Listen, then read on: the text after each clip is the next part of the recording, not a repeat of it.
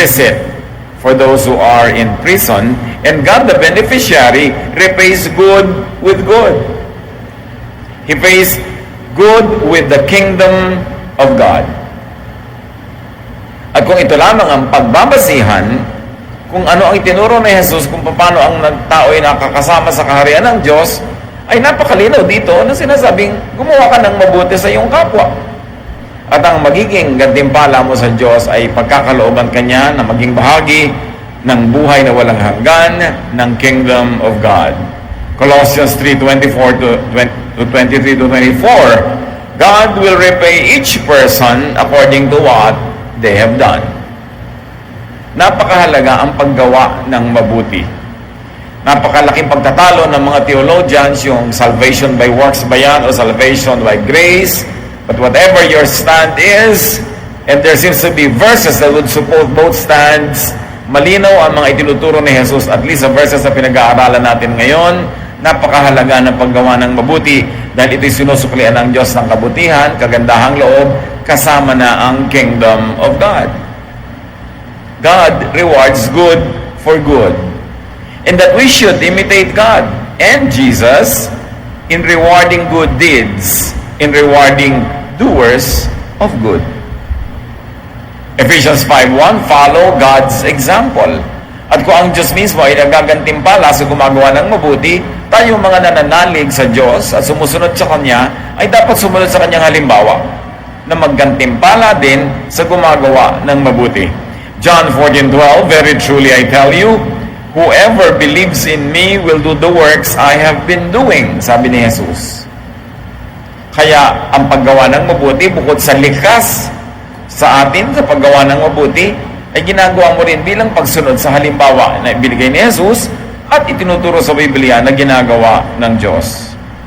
Very importantly, believers of God, reward, do not punish good deeds or people who do you good, like people who give you food and drink.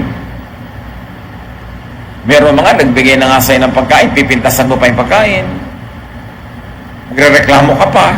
Yung ba ang napala nung nagpakain, nung nagluto, nung naghain, nung nag-share? Dapat tayo maging very sensitive dahil madalas pinaparusahan natin imbes gantimpalaan yung gumagawa sa atin ng mabuti. Kaya pinakamadalas na nasasaktan natin ang ating sariling asawa, anak, magulang, kapatid, kasama sa bahay, katrabaho. Yung gumagawa sa atin ng mabuti, madalas ang nasusukli natin sa kanya hindi mabuti.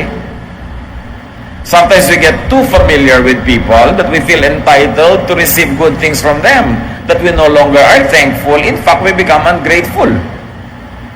At mahalagang pinapaalalahanan ng sarili tungkol dito. Do not punish people who give you hospitality. Like, do not overstay your welcome. Pag may nagpatuloy sa'yo ng isang gabi, tama na, umalis ka na sa second day. Liban na lang magmakaawa siya sa'yo at piliti ka magstay pa. Hindi yung pinatuloy ka na nga, ayaw mo pang umalis, pinarusahan mo siya, nagsisisi na tuloy yung tao kung bakit ka pinatuloy. Do not overstay your welcome. And if you're a guest of somebody's hospitality, help out. Kailangan tumulong ka doon sa kung nakikitira ka sa isang bahay, tinanggap ka doon, makitulong ka sa household chores. At lalo kung kakayanin mo naman, makitulong ka sa gastos. Hindi yung pagpasok mo doon, naging bisita ka na, nagkaroon sila ng among dakila dahil naging bisita ka, nakakapagsisi kung bakit ka naging bisita. And do not have your own guests. Meron naman, pakain na nga siya, may bit-bit pang another pakain. Bisita mo na nga, may bit-bit pang, pwede ba ako magsama ng iba? Bisita ka na nga eh. Meron naman, kung meron kang bahay bakasyon na, naimbita mo siya sandali, biglang mamaya, pwede bang mamaya magbakasyon ako dito, isasama ko mga kaibigan ko? Iniimbita kita, pero wala kang karapatang mag-imbita ng mga kaibigan mo. Pero maraming ganong tao, abusado. For having been invited, they punish the one who invited them by extending their stay, by abusing their stay. And of course, still with hospitality, do not unilaterally renew the invitation. Pag minsan kang naimbita sa isang bahay, sa isang lugar, sa isang okasyon, hindi automatic na lagi ka na lamang naimbitado o ina-expect mo, imbitado ka uli. Your invitation is only good for one event. Hindi ko minsan ka na-imbita sa birthday celebration ng isang tao, tuwing birthday niya, nandun na yung mukha mo kahit hindi ka imbitado. Minsan lang yung parang ticket, good for one entry. At kailangan maghihintay ka na imbitahin ka uli. Huwag nating parusahan yung mga tao na nagiging mabuti sa atin. Do not reward, do not punish, rather even reward good people who give you clothing and who give you care. Do not abuse. And people who pay you a visit. Mga kapatid, kahit tayo ay may sakit, kahit tayo ay nangangailangan, pag dinadalaw tayo ng mga tao, we should reward them, not punish them for visiting us. Paano mangyayari yun? Be your cheerful side.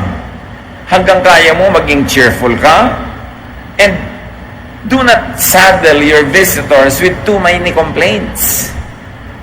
Nagbi-minister ka rin sa bisita.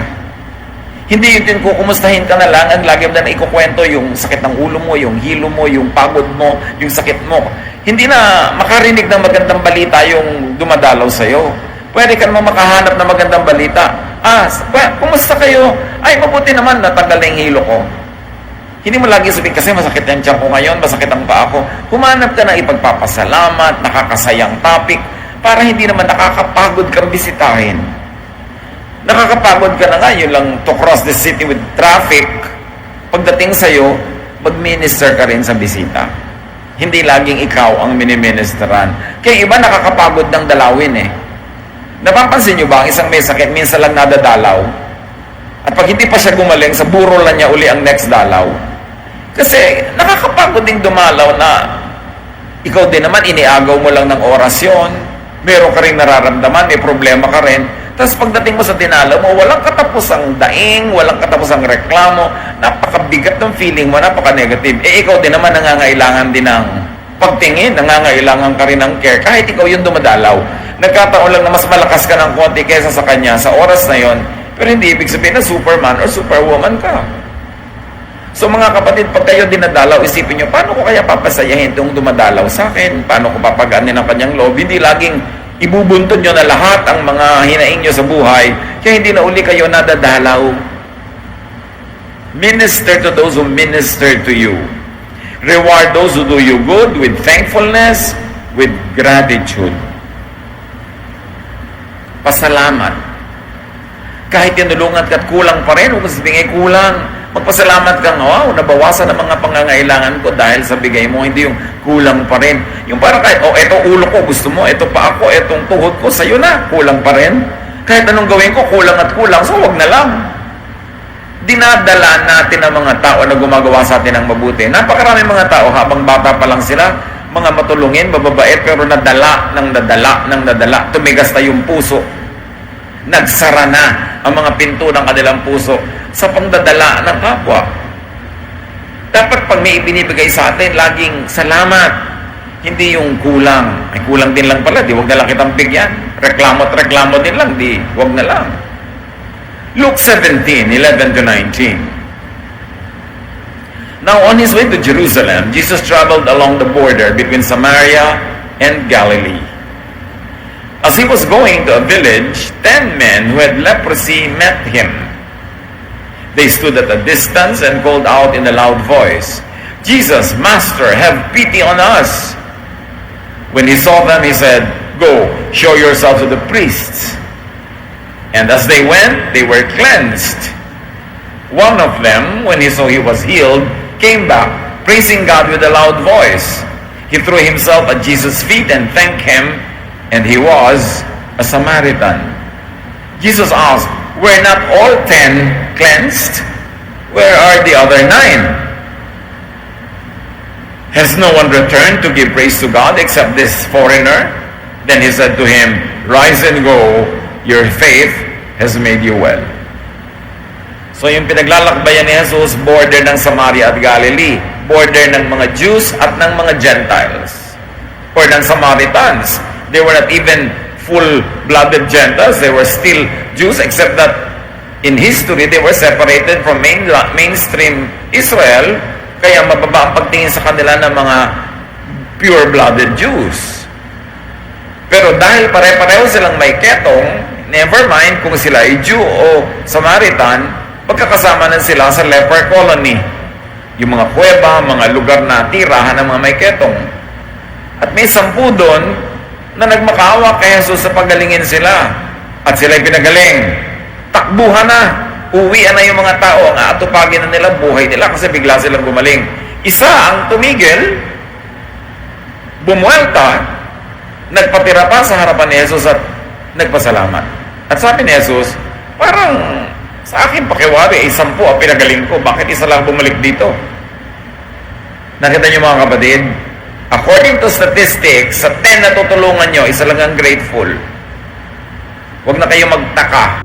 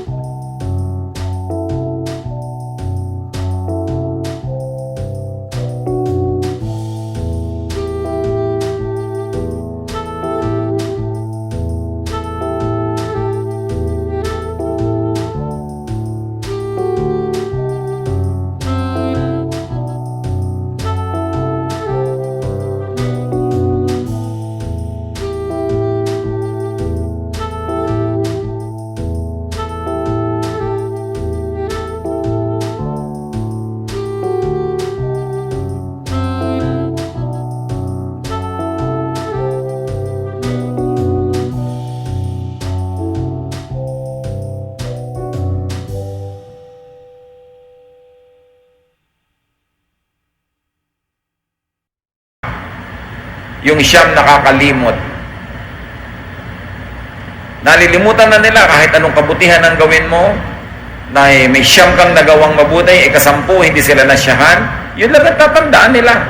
They will give themselves this flimsy excuse so as not to have to be grateful. But this one, and he was the Samaritan one, hindi siya yung Hudyo, alam niya sa mga kwento ni Jesus, laging mas mabuti pa yung mga Samaritan, mas mabuti pa yung mga Gentile kaysa sa mga Jew. Kasi yung mga Jew, sa sobrang pagiging religyoso nila, akala nila entitled na sila sa lahat ng blessing. At pag nabe-bless sila, hindi na sila grateful. Meanwhile, itong outsider feels very grateful. At minsan, di ba, ganon? Tulong ka ng tulong sa pamangkin mo, naubos sa lahat ng kabibigay mo, hindi pa rin grateful. Kasi iniisip, pamangkin naman niya ako, di tulungan niya ako. Entitled naman ako sa tulong niya. Kaya madalas, sa mainang pantulungan, ibang tao mas tumatanaw na utang na loob kaysa mga sarili mong kamag-anak. Kasi yung mga kamag-anak, they feel entitled. Feeling nila, dahil kamag-anak sila, duty mo silang tulungan, hindi sila masyadong thankful. So itong hindi kamag-anak ni Jesus, hindi ka lahi, siya pa yung nagpasalamat. But the lesson is, be thankful, be grateful, and be expressive. Nagpatira pa siya, hindi basta thank you lang. Talagang with feelings ang kanyang pagpapasalamat. Napakaraming ganyang tao. Isa pang paalala is to reward people who do you good with whatever you could give in return. Kahit ikaw yung recipient, ikaw yung tinulungan, hindi ka pwedeng ma-zero ng pwedeng isukli. Meron at meron kang pwedeng isukli sa kabutihan na ginagawa sa iyo. Hindi sapat na thank you na lang kung meron ka namang pwedeng gawin either service or something nice or something good or whatever. Laging may token ng pasalamat so that you don't end the cycle of giving, receiving. Because when you receive and you give back thanksgiving, gratitude, and a gift, papaandarin mo uli yung makinarya para mag-give siya uli sa'yo, nagbigay ka uli. Non-stop yung cycle of giving. Pero pag binigyan ka, tinanggap mo, wala ka nang ginawa, tapos na, wala nang interaction. Hindi na tuloy-tuloy yung cycles of blessing. Acts 16:13-15, we sat down and talked with the women who came. One of them was Lydia, who sold expensive purple cloth. Then, after she and her family were baptized, she kept on begging us, if you think I really do have faith in the Lord, come, stay in my home. Finally, we accepted her invitation. Ito yung babae na tumanggap sa Panginoon, tumanggap ng bautismo, At bilang ganti, naging hospitable naman siya. Ipinagpilitan niya na sa bahay niya magtira yung mga missionaries. Nagawan siya ng mabuti, nadalan siya ng salita ng Diyos, nakatanggap siya ng katotohanan, at siya ay nakatanggap ng bautismo.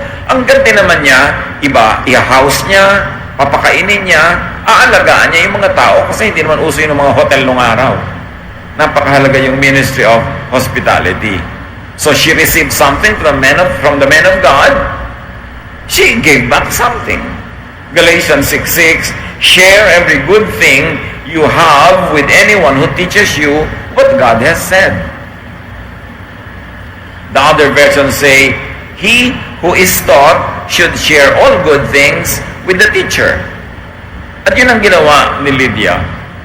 Importante yan. Hindi lang thank you ng thank you. Hindi ka pwedeng ma-zero ng pwede mong pangsukli. Hindi bayad yon, sukli yon. At kung isipin mo, parang pangati.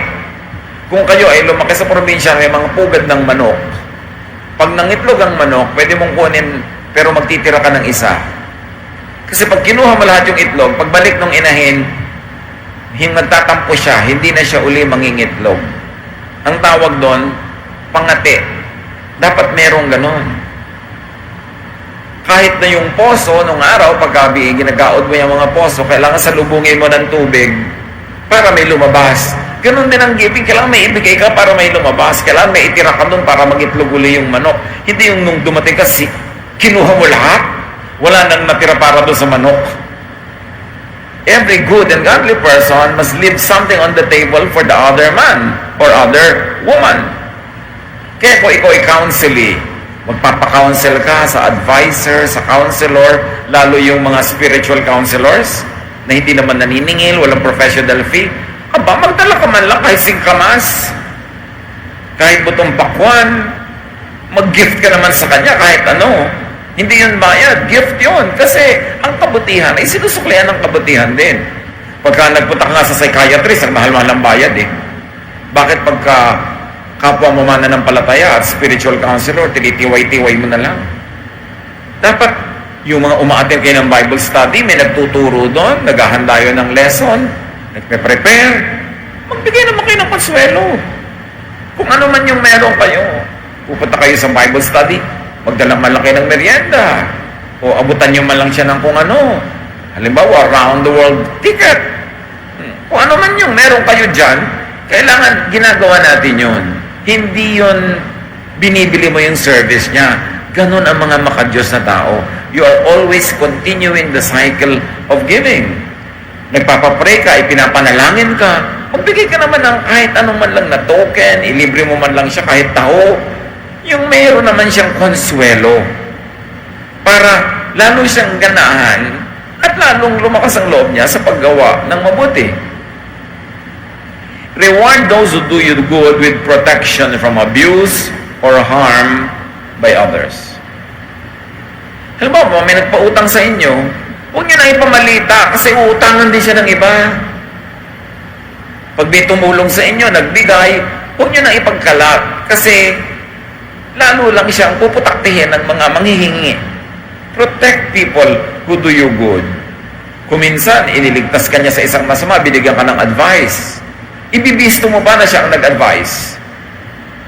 Napapahamak pa siya kumisan. Mark 1:40-45, a man with leprosy came to Jesus and knelt down. He begged, "You have the power to make me well, if only you wanted to." Jesus felt sorry for the man, so he put his hand on him and said, "I want to. Now you are well." At once the man's leprosy disappeared, and he was well. After Jesus strictly warned the man, he sent him on his way. He said, "Don't tell anyone about this. Just go and show the priest that you are well. Then take the gift to the temple as Moses commanded, and everyone will know that you have been healed." The man talked about it so much and told so many people that Jesus could no longer go openly into a town. He had to stay away from the towns, but people still came to him from everywhere. Ito, ginawa na ng mabuti, pinagaling. Sabi ni Jesus, huwag mo nang ipagmakaingay ha. Huwag mo nang ipamalita na pinagaling kita. Kung ano man ang dahilan ng Panginoon, di niya in-explain. Pero itong pinagaling, lalo ipinagdaldal ko kani-kanino na pinagaling siya ni Jesus. Ang naging bunga, nakainitan siya ng mga priest, gusto siyang ipatakip, at tapos yung mga tao nagkakagulo sa kanya, hindi naman gusto ni Jesus sa pagkaguluhan lang siya para sa pagpapagaling. Gusto niya magturo. Lumapit sa kanya para kanya maturuan. Puro pagpapagaling na lang ang agenda ng mga tao na hindi naman yan ang main agenda ng Panginoong Jesus. So, this man punished Jesus for healing him instead of rewarded Jesus for healing him. It's very important, brothers and sisters, keep confidences. Kung minsan, bagong-bagong member ka ng isang congregation, hindi mo alam kung sino doon yung mahilig mangutang, mambiktima, mang 1, 2, 3. Kami aali-aligid na sa'yo ng mga gustong mambiktima. Merong isang concern. Sasabihin sa'yo, alam mo sister, bago ka lang dito, pero bibigyan kita ng warning, ha? Huwag ka munang masyado magtiwala sa mga ganito, ganon-ganon. Tapos ibibisto mo, alam mo sabi, sa akin, huwag daw ko magtitiwala sa'yo. Ginagawa ka na nga ng mabuti, guguluhin mo pa siya. At maraming ganong tao, hindi marunong magsukli ng kabutihan for kabutihan. Nakakapagsisinggawa ng mabuti, kaya tuloy yung dating mabubuti ngayon, hindi na ganun kabayat, nadala na. Keep the privacy of your benefactors. Hindi lahat ng nagbibigay ay gustong i-broadcast. Yung matatalino na nagbibigay sa kapwa, hindi nila binobroadcast kasi pupuntahan sila ng lahat. Hindi naman nila kayang bigyan lahat. May magtatampo, may maiinggit. So, dapat quiet ka lang pag binibigyan ka. Hindi yung ipinahamak mo pa yung nagbigay sa'yo dahil may mga magtatampo pa sa kanya. Keep secrets. That's how you reward people who do good to you. Meron naman, pinapunta ka na nga sa bahay niya, kinupkup ka, tapos yung mata mo naninindahan, nagsa-shopping ng machichismis. At pagbaba mo sa bahay niya, wala kang gagawin kundi ipamalita sa lahat ng nalaman mo mga sikreto niya doon. Dapat hindi ka talaga niya pinapasok sa bahay niya. Ganda ng mga tao. Maghihingi ng trabaho, ipapasok mo ng trabaho kung kaninong kilala mo. Tapos pagka nandun, ikaw ang ichichismis, o yung pinagtatrabahuhan niya, ichichismis siya kung kani-kanino. Hindi marunong gumawa ng mabuti bilang sukli sa kabutihan. Kaya napakahirap yung mag-recommend. Merong nangangailangan ng trabahador, may nangangailangan ng trabaho, ikaw mag-recommend. Mamaya parehong yung dalawang yun, ikaw ang sinisisi. Yung pinagpasukan mo naman sa akin, walang kwenta. O kaya, yung ipinasok mo naman sa akin, walang kwenta. Kaya yung matatalinong tao, hindi nagre-recommend. Dahil ang ending, sila sumasabit. Ito yung magkakagalit yung employer at employee, nasa gitna sila, tahimik na buhay nila, kinakaladkad. Why? They are being punished for doing something good. That is ungodly because God's justice requires that you reward those who do good. So do not punish those who do.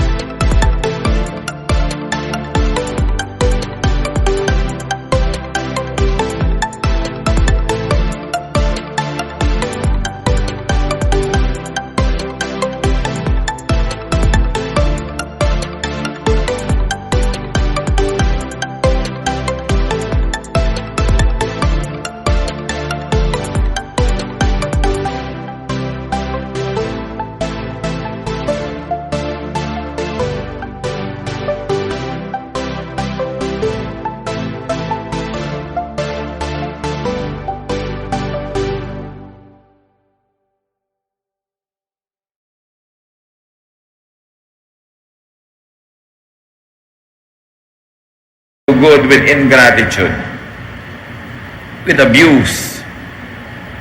If you borrow, return what you borrow. Pay your debt on time. Ito ang isa sa number 1 injustice sa mundo.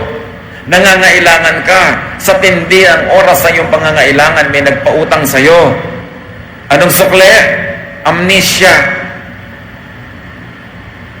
Yan daw pinagkaiba ng magnanakaw sa mangungutang. Yung magnanakaw, natatandaan niya ang ninakawan niya. Yung mangungutang, nalilimutan niya. yung utang at kung kanino may utang. Ganyan ba ang paggagantimpala sa taong sumasagip sa iyo sa oras ng pangangailangan, pinautang ka, tas di mo babayaran? That is evil. O kaya hindi mo babayaran sa oras. Ay siya nga pala, ito yung 1,000 pesos na inutang ko sa iyo. 1,000. 30 years ago mo na inutang sa akin yan. Dapat yan 1,900 na ngayon kung inilagay ko sa bangko. Kung pinuhunan ko yan sa pamimili at pagtitinda ng kamatsile, 5,000 na yan. Inutang mo 30 years ago, ibabalik mo pa rin sa ganung value. That's how you reward me for doing good. Alam niyo yung mga ganung mangungutang, hindi sila umaahon sa buhay. Ang buhay nila parang kumunoy na lubog sila ng lubog kasi hindi sila ipe-bless ng Diyos. Bakit? Hindi mo binabayaran ang utang mo. Hindi mo sinusuklian ang kabutihan ng naging mabuti sa'yo. At pag nasigil ka, galit ka pa. Kidlat ang naghihintay sa'yo. Magkubli-kubli ka pagka kumukulog kidlat dahil baka ikaw ang puntahan. Dahil sinisigil ka, nagalit ka pa, ang kapal mo naman. Samantalang nung naghihirap ka, hindi ka nahihiya. Di ba? Ngayon hindi ka masigil-singil. Do not punish those who do you good with harm or with evil. 1 Peter 3:9, do not repay evil with evil. On the contrary, repay evil with blessing. So do not return evil for good, obviously. Matthew 25:21, his master replied, well done, good and faithful servant. You have been faithful with a few things. I will put you in charge of many things. Come and share your master's happiness. Nakita niyo ang gumagawa ng mabuti? Lalong ginagawa ng Diyos ng higit na mabuti, lalong umaasenso, lalong sumasagana, kaya lalo pa nilang kayang gumawa ng higit na kabutihan. At sa paggawa nila ng higit na kabutihan, mas iba yung sukoy ang ibibigay sa kanila ng Diyos. It is a cycle of prosperity. Pero pag hindi ka marunong gumawa ng mabuti sa gumagawa sa iyo ng mabuti, it will be a cycle of poverty, a cycle of suffering. Because there is divine justice. Pagka hindi ka makaahon-ahon sa buhay, makahalata ka, baka kulang ka ng gratitude sa Diyos o kulang ka ng gratitude sa gumagawa sa iyo ng mabuti. At kung dumating ang panahon na wala nang tumutulong sa iyo, pag-aralan, baka nadala ang mga tao sa iyo. Hindi lang do not return evil for good, but all the more return good with and return good for good. Yung negative, mabuti na nga, sinuklihan ko ng masama. Pero yung positive, yung mabuti, suklian mo rin ng mabuti. Even your spiritual leaders. Kung ikaw ay choir, yung choir director mo, ikaw ay nasa Bible study group, yung teacher, yung counselor, yung leader, Hebrews 13:17, obey your leaders and do what they say. They are watching over you and they must answer to God. So don't make them sad as they do their work. Make them happy. Otherwise, they won't be able to help you at all. So pag may nagli-lead, make them happy. Don't make them sad. How do you make them happy? Give them your cooperation. Be attentive. Be obedient. Be disciplined. So you make your leaders happy. And when they are happy, they can lead better. At the end of the day, you benefit when your leaders are happy. Ganon din yun. You benefit when your parents are happy, when your spouse is happy, when your brother or sister is happy. You benefit. You make people happy and you benefit. Make them sad and you lose. Kaya iba, nasa cycle of sadness ang buhay nila because they make people sad. Those same people will make them sad as well.